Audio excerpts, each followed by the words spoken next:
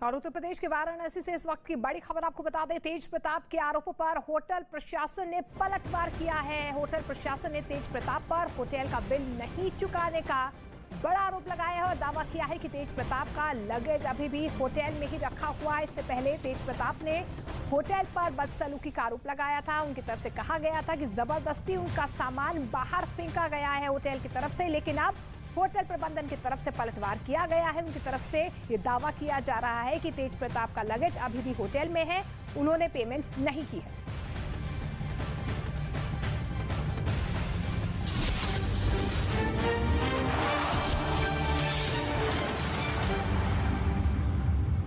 बनाने वाली फैक्ट्रियों को तबाह कर दिया। पर जवाब में गाजा में भी इजरायल की वायुसेना के लड़ाकू विमानों पर मिसाइलें चला दी और इजरायल की तरफ रॉकेट भी उड़ाए गए, लेकिन गाजा के हमले में इजरायल का बाल भी बांका नहीं हुआ, क्योंकि गाजा से रॉकेट चलते ही इजरायल का एयर डिफेंस सिस्टम आयरन डोम एक्टिवेट हो गया और उसकी मिसाइलों ने आसमान में डेरा डाल दिया। वहीं इससे पहले लेबनान से जो रॉकेट चले उन्होंने उत्तरी इजरायल पर हमला बोला। इजरायल और लेबनान पड़ोसी हैं।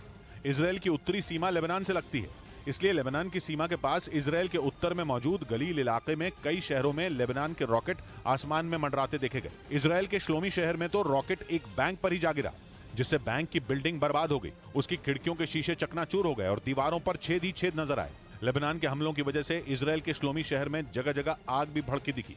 इसलिए खुद पर हुए इतने बड़े वार पर इजरायल भी हाथ पर हाथ धरे नहीं बैठा। वो लेबनान पर टूट पड़ा और लेबनान को मुंह तोड़ जवाब देकर उसने हिसाब बराबर कर लिया। हालांकि इजरायल पर हमले किसने किए ये सामने नहीं आया, किसी ने भी अटैक की जिम्मेदारी नहीं ली, मगर इजरायल ने इसके पीछे दक्षिणी लेबनान में पनाह लिए हमास के लड़ाकों का हाथ होने का शक जताया। मगर लेबनान के जिस चरमपंथी संगठन हिजबुल्लाह से इजरायल का 36 का आंकड़ा है, उसका इजरायल ने नाम तक नहीं लिया। इजरायल ने दावा किया कि उसके उत्तरी इलाके को निशाना बनाते हुए लेबनान के दक्षिण से 34 रॉकेट फायर किए गए। दक्षिणी लेबनान में फिलिस्तीन के शरणार्थियों और चरमपंथियों का अड्डा है, लेकिन लेबनान के उसी दक्षिणी हिस्से में चरमपंथी संगठन हिजबुल्लाह का दबदबा है। पर हिजबुल्लाह ने भी इजरायल पर हमला करने का न तो दावा किया और न ही उससे इनकार किया।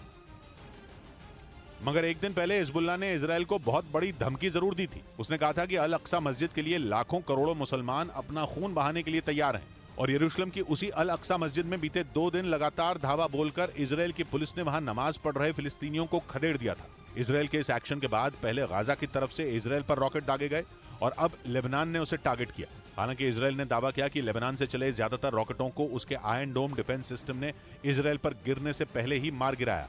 मगर इजरायल भले ही लड़ने के दावे करे, लेकिन रमजान के महीने में मुसलमानों के साथ उसकी ज्यादती ने मुस्लिम देशों को आग बबूला कर दिया है। अल अक्सा मस्जिद वाली घटना के बाद